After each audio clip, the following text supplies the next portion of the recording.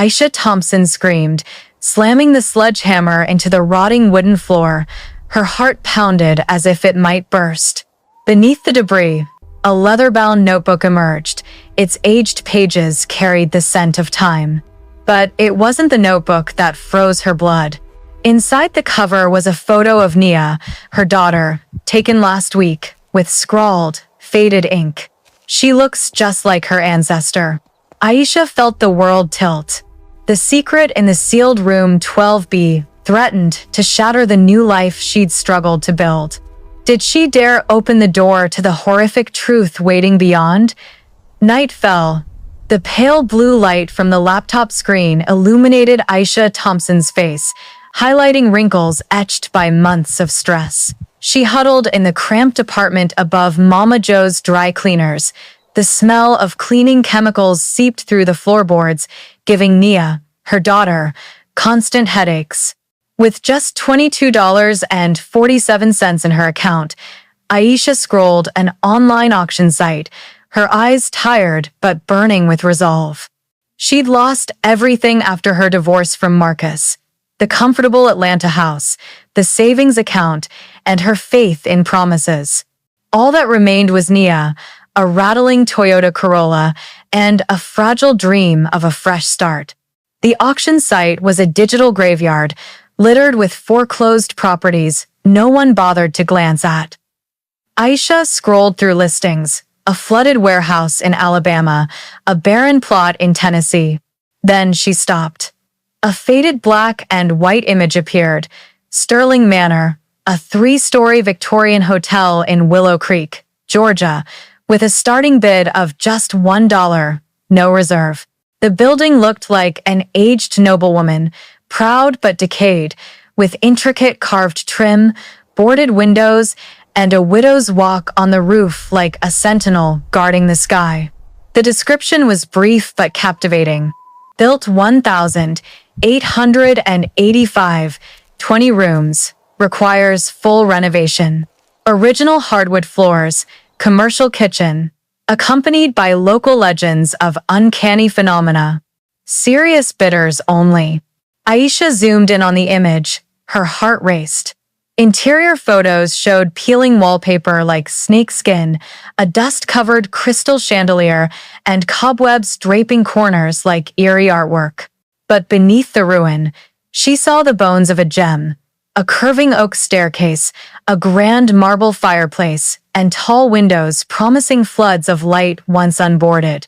She envisioned a cozy inn, travelers sipping coffee and enjoying homemade biscuits while she and Nia rebuilt their lives from ashes. "Mom, are you kidding?" Nia appeared behind her, sharp brown eyes glaring at the screen. At 16, she carried the pragmatism of someone raised in the storm of divorce: mid-year school changes, and dinners of instant noodles with peanut butter. "This place looks like a horror movie set. Buying it is a one-way ticket to the morgue." Aisha smiled, but her finger hovered over the bid button. Nia was right, they barely had money for groceries, let alone renovating a hotel. Aisha's part-time job at a department store only covered rent and gas. The smart choice was a cheaper apartment or another night shift. But where had smart gotten her? She'd been smart letting Marcus handle the finances, smart quitting her job to raise Nia full-time, smart trusting he wouldn't leave her penniless. She clicked. The confirmation appeared. Highest bidder, Aisha Thompson, $1. Time remaining, 2 days, 10 hours, 45 minutes. Nia sighed, but her eyes sparked with a flicker of admiration. "If we win and live in a haunted Georgia hotel, what's the plan?" Aisha closed the laptop, feigning more confidence than she felt. "We'll make it home, Nia. Fix the plumbing, strip the wallpaper, bake biscuits without burning the kitchen. A place to breathe, no more chemical smells or midnight washing machines." Over the next 2 days, Aisha checked the auction obsessively. No one else bid. She researched Willow Creek, a town of fewer than 900 people, its main street just 4 blocks, mostly shuttered shops. The town's website looked like a relic from dial-up days: Google Street View showed weedy lots and faded signs. With 20 minutes left in the auction, Aisha's phone rang. "Miss Thompson, this is Calvin Reed, Reed Realty in Willow Creek," a man's voice said. "I want to ensure you know what you're buying. Sterling Manor isn't a dream home. It's been abandoned 40 years. No heat, no water, and there are stories." Aisha gripped the phone. "What stories?" Calvin hesitated. "The original owner, Elijah Sterling, and his family. They died in there, 1885. People say they never left." 3 days later, Aisha won the bid. No one else offered. But as she and Nia prepared to leave Atlanta, a question haunted her. Was $1 the real price, or had she just bought a secret darker than she imagined? Dear audience, pause a moment to subscribe to the channel before diving into the main story, but only if you truly connect with what I'm sharing here. Leave a comment below to tell me where you're watching from and what time it is. It's fascinating to see people from all over joining us. The massive oak door of Sterling Manor creaked a long, mournful groan as Aisha pushed it open. Dust rose from the floor, floating like tiny awakened spirits. She stepped into the lobby. Her old sneakers echoed on the hardwood, each step stirring the building's memories. Nia followed, clutching a canvas bag. Her eyes scanned the space with the wariness of someone entering a monster's lair. "Mom, this place smells like a forgotten graveyard," she muttered, but Aisha didn't respond. She was caught in the faded grandeur of the lobby. A dusty crystal chandelier hung suspended. A carved walnut reception desk stood ornate. A curving staircase led to darkness above. They'd arrived in Willow Creek, Georgia, carrying their lives in a few bags and the rattling Toyota Corolla. The apartment above Mama Joe's was now a memory, but Sterling Manor offered no comfort. Calvin Reed, the realtor, had handed them the keys at his cramped office above a hardware store, reeking of burnt coffee and tobacco. He gave them an electrician's card, warning the wiring could spark if too many lights were turned on. "Don't linger on the second floor too long," he said, avoiding their eyes. "It's not right up there." Aisha and Nia began exploring their new home. Each step echoed in the empty space. The first floor was a museum of time. A dining room with a marble fireplace large enough to roast an ox, a commercial kitchen filled with rusty pots and cobwebs, a small office behind the reception desk where old papers lay scattered like dry leaves. A player piano stood silent in a corner, its ivory keys yellowed, as if waiting for someone to awaken its melody. The second and third floors held guest rooms, numbered with brass plaques, 1 ampere, 1B, up to 10B. But on the second floor, Aisha noticed something off. The long hallway, lined with dark wooden doors, skipped a number. Between 11B and 13 amperes was a blank wall, covered in newer wallpaper with faded calla lily patterns. "Something's wrong," Aisha said, running her hand along the wall. The surface gave slightly, as if hiding a void. Nia, studying a hand-drawn blueprint found in the office, frowned. "This says it's room 12B, but it's not here." She pointed to the blueprint, showing 20 numbered rooms, yet the hallway had only 19 doors. Aisha pressed her ear to the wall, hearing an odd stillness, as if the room behind held its breath. A faint jasmine perfume wafted through a crack, sweet but stifling, like a memory of a dead era. They set up camp in room 2 amperes, the least dilapidated. An iron bed with a sagging mattress, a cracked mirror wardrobe, and a few clean sheets found in a corner. Aisha flipped the main breaker in the basement. The wiring groaned as if begging for mercy, and lights flickered with each switch. They ate deli sandwiches from Mama Joe's, sitting on the floor under the glow of a single bulb. "Mom, be real," Nia said, curled in a sleeping bag. "Why here instead of a normal apartment?" Aisha leaned against makeshift bedding, weighing her answer. Because we deserve to dream big, Nia. This could be home, our business, a chance to stand on our own. But as darkness fell, Sterling Manor began telling its own story. Creaks sounded from upstairs, not settling wood but deliberate, slow footsteps. A door at the hall's end softly closed, though Aisha was sure she'd left it open. Then, faint as smoke, a weak piano melody drifted through the walls, like a mother's lullaby from a century past. Aisha lay still, heart pounding, wondering if Calvin was right about the house's stories. Nia, usually tough, gripped her mother's hand in the dark. "Did you hear that, Mom?" she whispered. Aisha nodded, feeling the building watched them, waiting. Was the sealed room 12B the key to Sterling Manor's mystery, or had they stepped into a nightmare they couldn't escape? Dear beloved audience, if you're watching and find this story gripping, comment 1 or "I'm still here" to keep listening. The sledgehammer crashed through the wall. The splintering sound echoed like breaking bones, making Aisha Thompson step back. The calla lily wallpaper tore open, revealing crumbling plaster and a pitch-black void beyond. A thick jasmine scent poured out, wrapping around her like a whisper from the past. Nia, beside her with a high-powered flashlight, shone the beam through the gap. Her hands shook, but her eyes were sharp.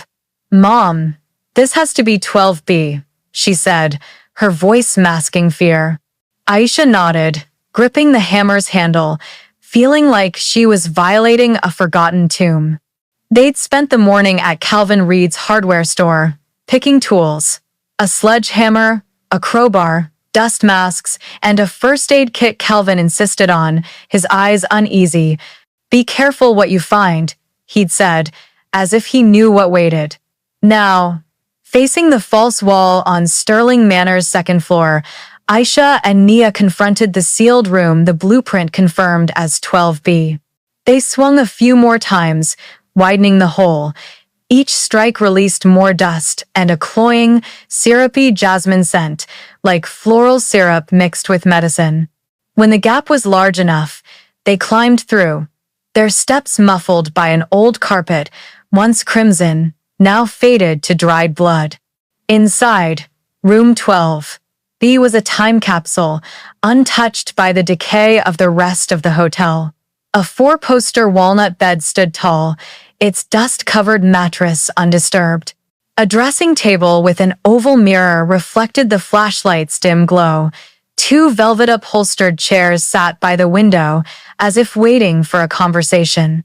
A small writing desk hugged the wall, holding a leather-bound notebook, secured by a frayed strap. Aisha approached, her heart pounded, sensing the room watched her, judging each move.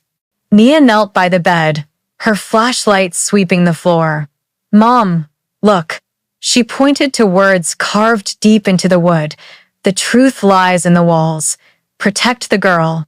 Aisha's spine chilled, not from the stale air but the urgency in those words. Who was the girl?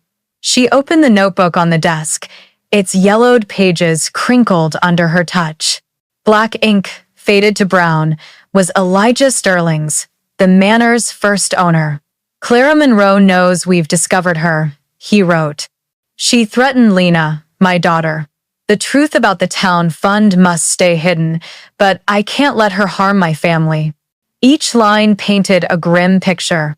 Elijah, a respected businessman, had uncovered Clara Monroe, the town treasurer, embezzling from Willow Creek's reconstruction fund after a major fire.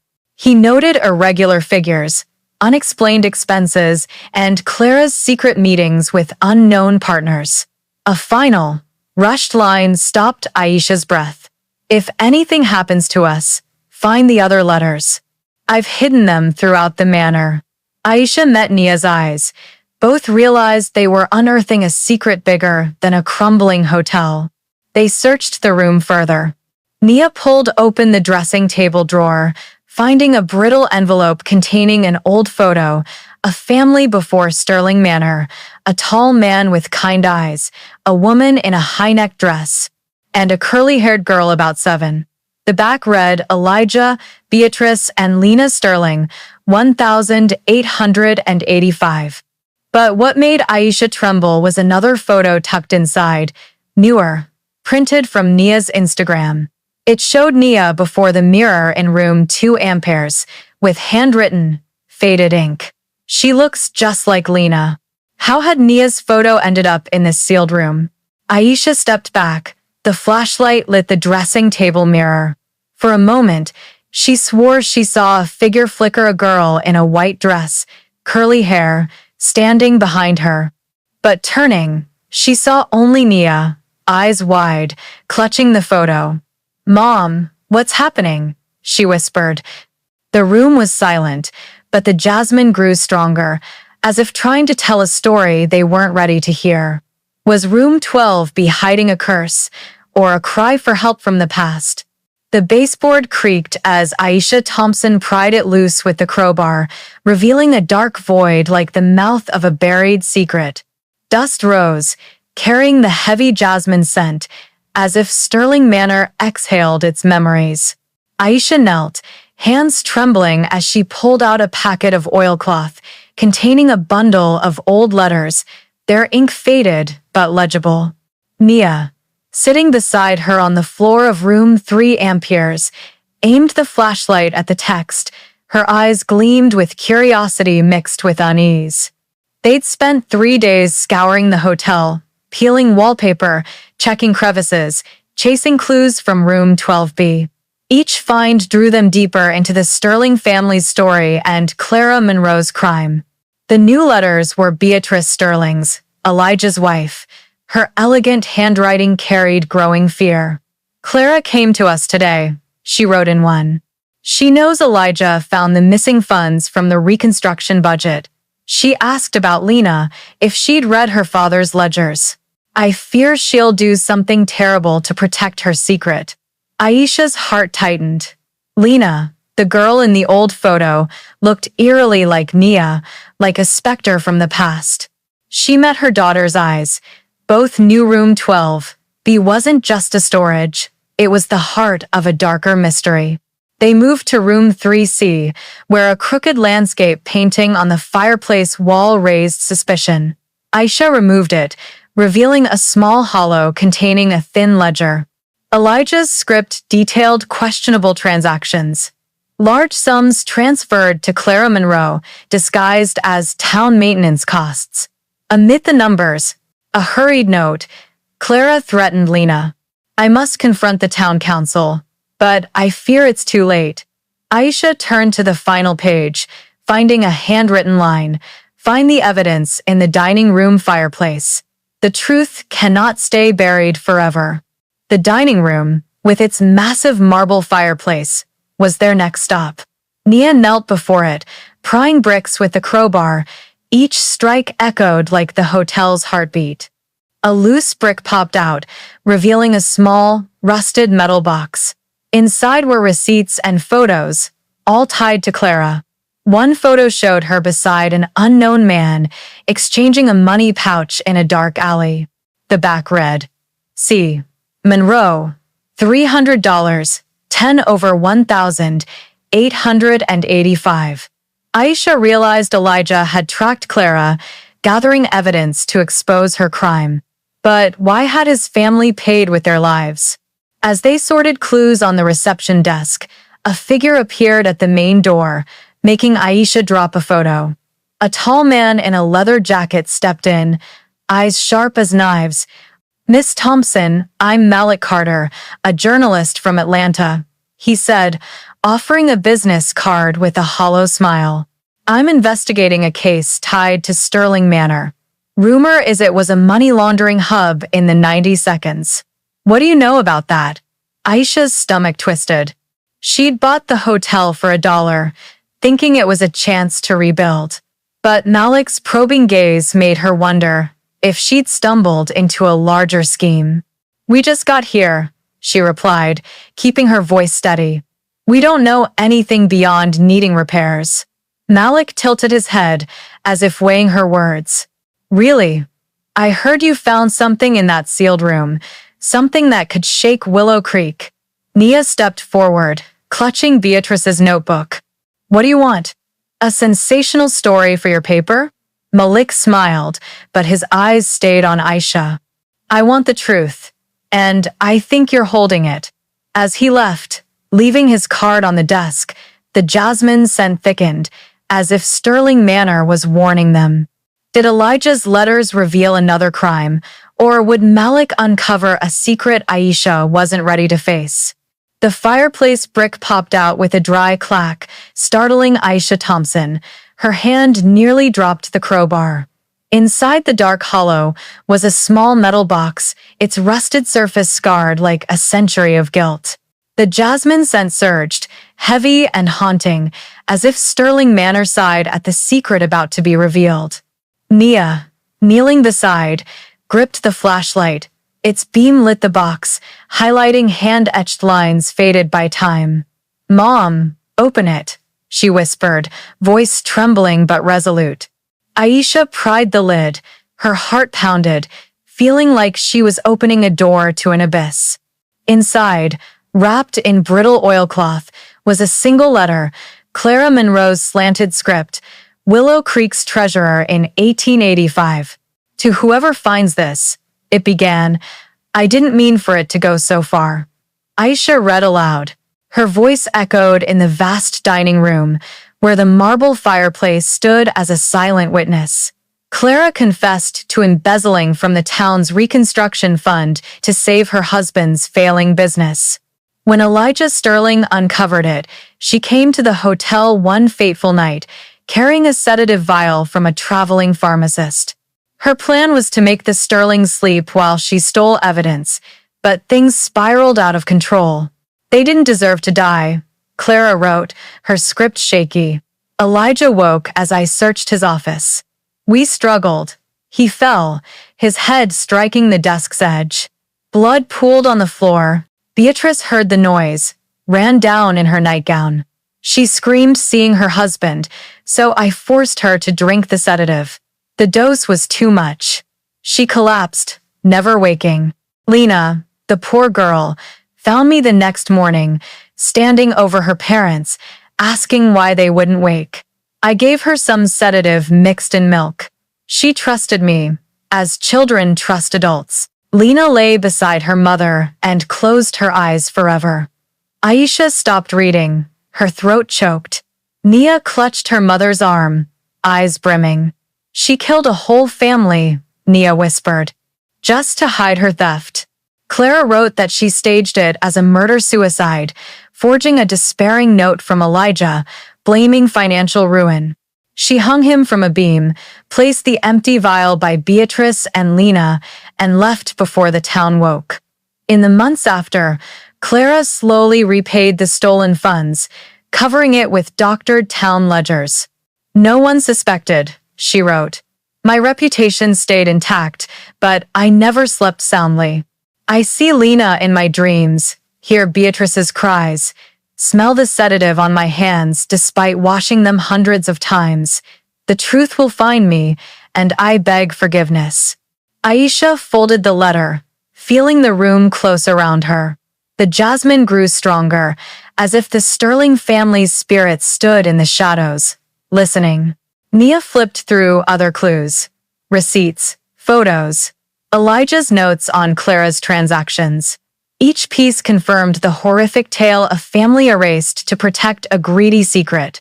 But Malik Carter, the Atlanta journalist, complicated things.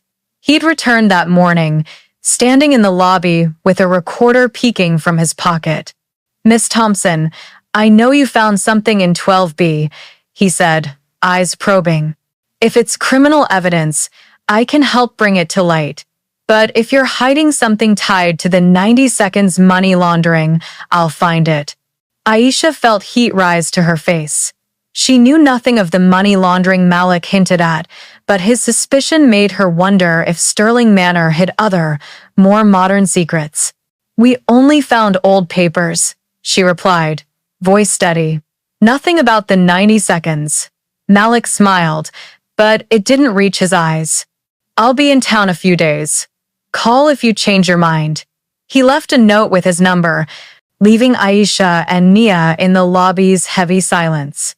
As they turned back to the fireplace, a sound came from above, slow footsteps, like a child's, stopping directly over the dining room ceiling. Were the Sterlings trying to say something, or was a greater secret waiting to be uncovered? Dear audience, are you still here? Take a moment to relax. Maybe sip some water, then dive back into this gripping tale. Comment 1 if you find it intriguing. Don't forget to subscribe. The piano sounded, a slow, mournful melody like a forgotten lullaby, freezing Aisha Thompson in the dining room. Nia, still clutching Clara Monroe's confession letter, looked up, her eyes wide. The sound came from the player piano in the lobby corner. Its yellowed ivory keys moved untouched. The jasmine scent enveloped them, thick as confirmation from Sterling Manor's unseen spirits. Aisha set the metal box with the letter on the table, feeling the building lived, telling its story through eerie notes. Mom, is it playing itself? Nia whispered, voice faltering. Aisha didn't answer, only squeezed her daughter's hand, trying to stay calm before the inexplicable. They'd spent the week since the fireplace discovery sorting clues, Beatrice's letter, Elijah's ledger, and Clara's chilling confession. Each piece clarified the 1,885 massacre, but Malik Carter, the Atlanta journalist, kept Aisha uneasy. He called repeatedly, leaving messages demanding meetings, insisting Sterling Manor might tie to a 90 seconds money laundering scheme. Aisha knew nothing of it, but Malik's sharp gaze made her question if the hotel's past ended with Clara Monroe. One morning, as Aisha and Nia reviewed notes in the small office behind the reception desk, a sharp knock sounded. Aisha opened the door to a woman in her 50s, dark-skinned, curly hair pinned high, eyes sad but keen. I'm Vivian Monroe, she said, voice low but clear. I heard you found something in this hotel, something tied to my ancestor. Aisha's stomach nodded. The name Monroe cut like a blade, recalling Clara, the destroyer of the Sterling family. Nia stood behind her mother, holding Beatrice's notebook, eyes scrutinizing Vivian. Vivian stepped into the lobby. Her heels clicked on the hardwood. She looked around, as if seeking traces of the past.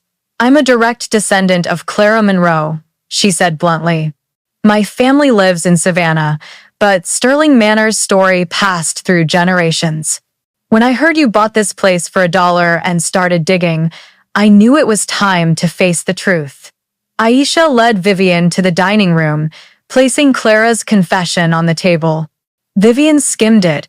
Her hands trembled slightly, but her face stayed composed. I'm not surprised, she said after a pause.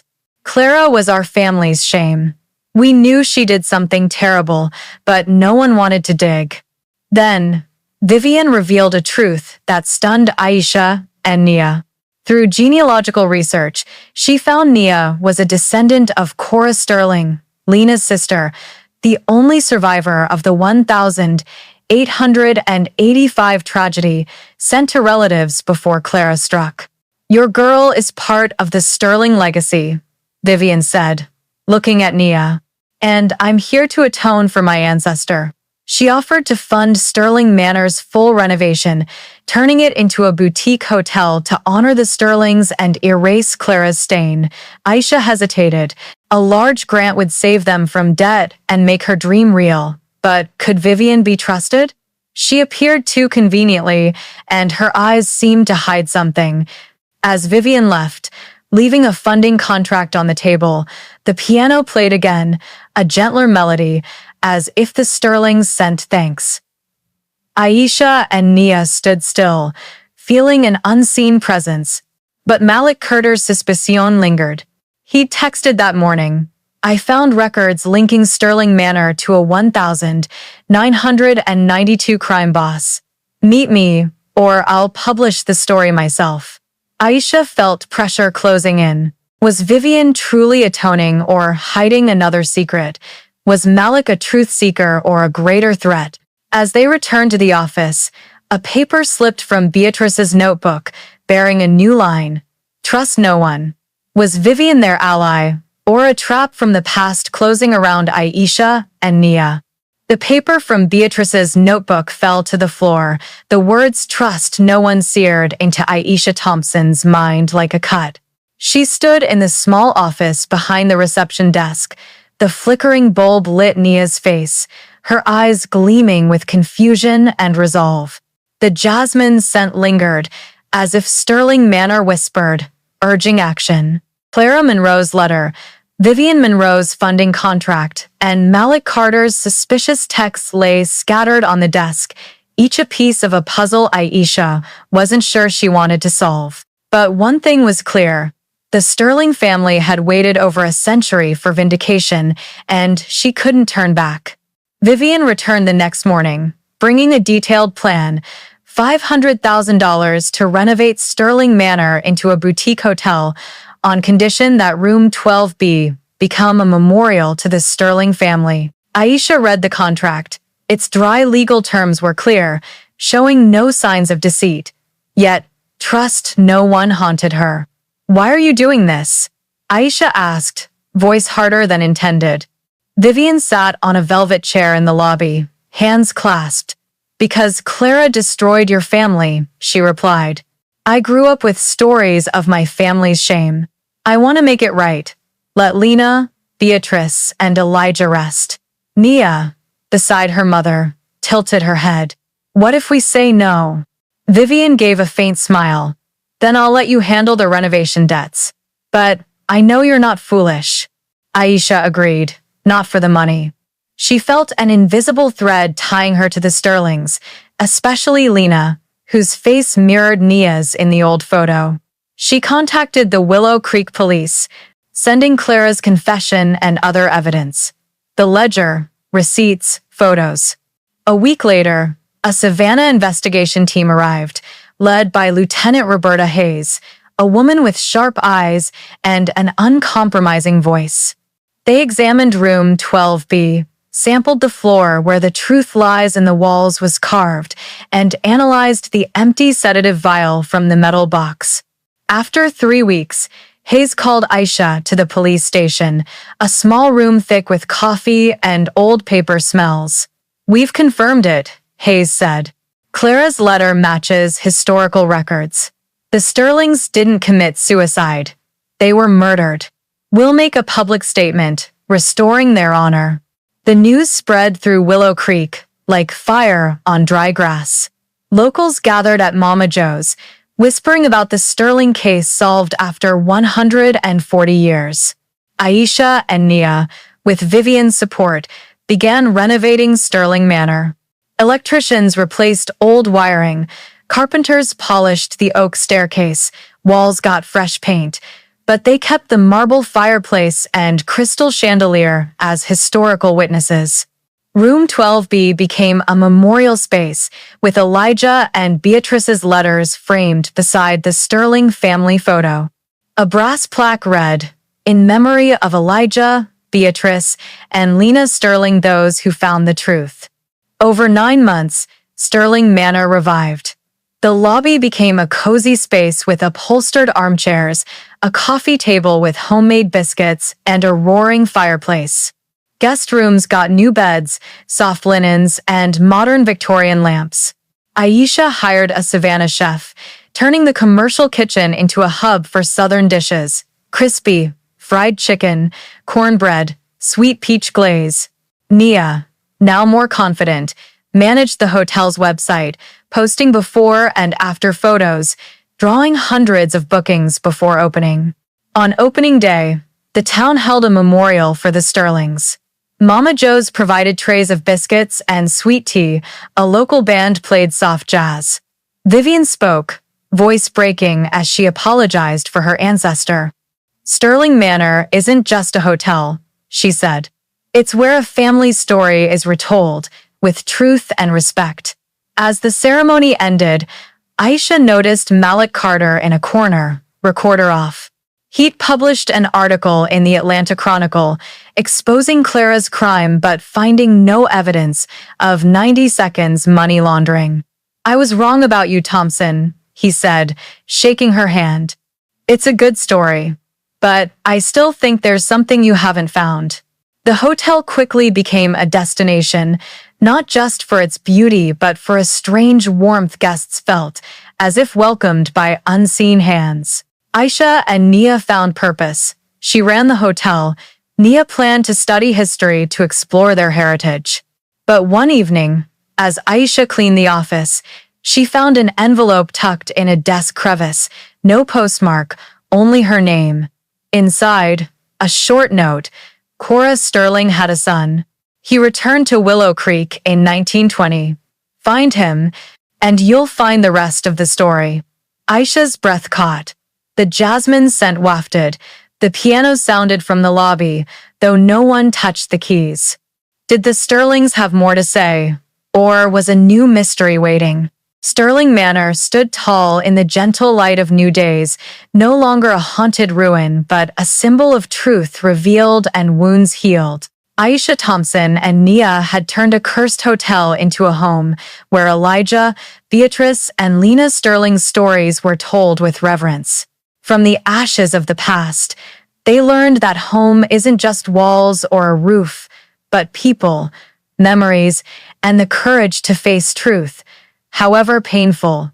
The final letter, mentioning Cora Sterling's son, opened a new door. A fractured family might reunite, and Sterling Manor could be the start. But the story doesn't end. The mysterious envelope hints at deeper secrets waiting for Aisha and Nia. Does Cora's descendant hold the key to this Sterling legacy, or will another specter emerge? We want your thoughts. Would you step into room 12B, or what do you think awaits Aisha and Nia? Comment if you want part 2 of this story, and don't forget to subscribe. We're thrilled you're here. Share with friends and family in the USA. Tell us where you're watching from, what time it is, and what emotions keep today.